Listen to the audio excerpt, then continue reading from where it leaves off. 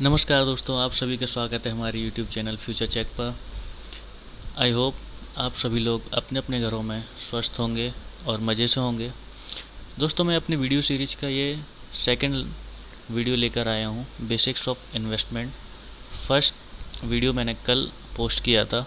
I hope आपने उसे देखा होगा, और नहीं देखा है तो मैं लिंक दे रहा हूँ, प्लीज़ आप वहाँ जाके देखें, जिसमें मैंने बताया है कि हमको सेविंग की आदत कैसे डालनी है, सेविंग कैसे करना है, सेविंग क्यों ज़रूरी है, और डिफरेंट सेविंग के इंस्ट्रूमेंट क्या होते हैं, एफडी, आरडी, टीडी, उन सब के बारे में मैंने बेसिक से बात करी थी। और दोस्तों, ये वीडियो भी हम बहुत ही बेसिक रखने वाले हैं और धीरे धीरे सीखेंगे और हम अपने गोल्स को अचीव करेंगे। तो दोस्तों, स्टार्ट करते हैं आज की वीडियो। तो दोस्तों, देखते हैं इमरजेंसी फ़ंड क्या होता है। इमरजेंसी फ़ंड आपकी वो सेविंग होती है जो कि आपको आपकी भविष्य की परेशानियों से बचाती है और आपके काम आएगी अगर आपने ये फ़ंड बनाया हुआ है। हम सभी को पता है कि परेशानियाँ पूछ कर नहीं आती।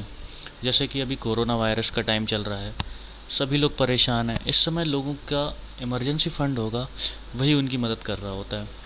तो दोस्तों, एक कैलकुलेशन के हिसाब से एक्सपर्ट कहते हैं कि आपकी मंथली इनकम जितनी हो, उसका 6 गुना इमरजेंसी फ़ंड आपके पास होना ही चाहिए। जैसे आपकी मंथली इनकम अगर 50,000 है, तो आपके पास कम से कम 3 लाख रुपए तो होना ही चाहिए इमरजेंसी फ़ंड में।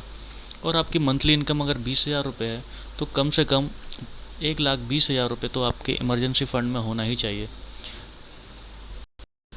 तो दोस्तों, इमरजेंसी फ़ंड इसलिए भी ज़रूरी होता है ताकि अगर आपको कोई इन्वेस्टमेंट करना है तो आप उसकी डाउन पेमेंट कर सकें, बच्चे की एजुकेशन के लिए, या फिर जैसे हम अभी देख रहे हैं कोरोना वायरस जैसी कोई आपातकालीन सिचुएशन आ जाए तो आप उस फंड का यूज कर सकते हैं।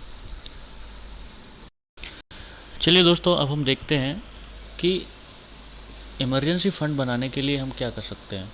इसके लिए हमें पता होना चाहिए कि हम कितना रिस्क ले सकते हैं और अपने फ़ंड को कैसे अलोकेट कर सकते हैं। जैसे कि एक फार्मूला होता है 100 माइनस योर एज। अगर आपकी एज 25 साल है और आप उसको 100 में से माइनस कर देते हैं तो 75 आता है। 75 ये एक परसेंट हुआ कि 75% आप अपनी सैलरी का रिस्क लेकर इन्वेस्ट कर सकते हैं, और बचा हुआ 25% आप थोड़ा बहुत रिस्क लेकर इन्वेस्ट कर सकते हैं। जैसे कि आपकी एज अगर 30 है, तो आप 70% एक ऐसे फंड में इन्वेस्ट कर सकते हैं जो कि थोड़ा रिस्की हो लेकिन आपको अच्छा रिटर्न दे सकता है। तो इससे आप ये पता लगा सकते हैं कि आपका इमरजेंसी फ़ंड कैसा बन सकता है और आप कितनी रिस्क ले सकते हैं। एसेट एलोकेशन क्या होता है? एसेट एलोकेशन का मतलब होता है कि आप अपनी सेविंग को एक बास्केट में नहीं रखेंगे, आप उन्हें डिफरेंट डिफरेंट इंस्ट्रूमेंट्स में लगाएंगे। जैसे एफडी, आरडी, म्यूचुअल फंड, आप गोल्ड में भी निवेश कर सकते हैं। साथ ही साथ पोस्ट ऑफिस की भी काफ़ी अच्छी स्कीम्स होती हैं, अट्रैक्टिव स्कीम्स हैं, और भी कई सरकारी योजनाएं भी होती हैं, आप उनमें भी सेविंग के लिए ओपन कर सकते हैं। दोस्तों, एफडी किसी भी गवर्नमेंट बैंक में आप खोल सकते हैं, प्राइवेट बैंक्स में आप खोल सकते हैं, जहाँ पर आपको 6 से 7% का इंटरेस्ट पर एनम मिल सकता है। और सीनियर सिटीजन्स अगर जो हैं उनको 0.5% का इंटरेस्ट ज़्यादा मिलता है। इसके अलावा आप रिकरिंग डिपॉजिट भी ओपन कर सकते हैं, जहाँ पर आपको डिसेंट सा रिटर्न मिल जाएगा 6 से 7% का। आप म्यूचुअल फंड्स में भी इन्वेस्ट कर सकते हैं। म्यूचुअल फंड कई कैटेगरी के होते हैं, small cap, medium cap, large cap, जहाँ पर आप 15 से 20% तक का भी रिटर्न ले सकते हैं। कई म्यूचुअल फंड देते हैं, जैसे इंडेक्स फंड हुए, वो काफ़ी अच्छा रिटर्न देते हैं। आप गोल्ड में इन्वेस्ट कर सकते हैं। गोल्ड भी हमेशा से ही सेफ़ हेवन माना जाता है और इंडिया में लोग गोल्ड में इन्वेस्ट करना बहुत पसंद करते हैं। पोस्ट ऑफिस में भी कई स्कीम होती हैं, जैसे मंथली इनकम स्कीम है, जहाँ पर आप लमसम अमाउंट इन्वेस्ट करके हर मंथ पेंशन के जैसे पा सकते हैं। और भी बहुत सारी छोटी छोटी बचत स्कीम्स होती हैं, जैसे कई बैंक्स प्रोवाइड करते हैं। तो इस तरह से आप अपने असेट्स को, अपने फ़ंड को एलोकेट कर सकते हैं डिफरेंट सेविंग स्कीम्स में। और फ़ायदा ले सकते हैं। तो चलिए देखते हैं कि इनको एलोकेट कैसे करना है।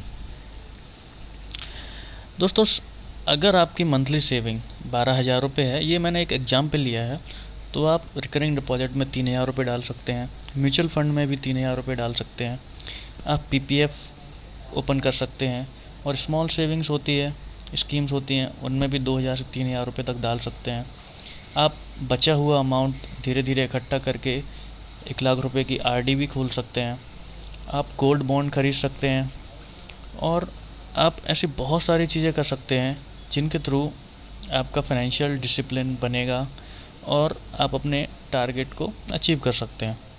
दोस्तों, मेरा मानना ये है कि आपको एग्रेसिवली सेविंग के लिए सोचना चाहिए, और आपके खर्चे आपको कम करना चाहिए, जैसे बाहर घूमना, खाना।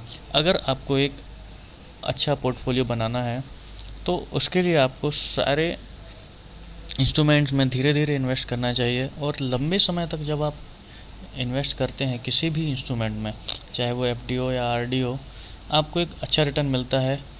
म्यूचुअल फंड में ये बात काफ़ी सही भी लगती है, क्योंकि एक निश्चित समय के बाद म्यूचुअल फंड काफ़ी अच्छा रिटर्न देते हैं, इसलिए कहा जाता है म्यूचुअल फंड सही है। इसके अलावा दोस्तों, एक इंश्योरेंस का होना बहुत ज़रूरी है। इंश्योरेंस पॉलिसी सभी के लिए मस्ट है, क्योंकि हम देखते हैं जैसे अभी कोरोना वायरस जैसी सिचुएशन है, तो यहाँ पर अगर किसी को कुछ हो जाता है तो वो इंश्योरेंस के थ्रू अपने परिवार की सेफ्टी कर सकता है। इसलिए हम आगे के वीडियो में देखेंगे कि क्या हमको सोने में निवेश करना चाहिए, गोल्ड में निवेश का सही टाइम है या नहीं, इंश्योरेंस पॉलिसी कौन सी लें, एलआईसी का कौन सा प्लान लें। इंश्योरेंस कई टाइप के होते हैं, health insurance, life insurance, endowment policy होती है, बच्चों के लिए आप इंश्योरेंस ले सकते हैं।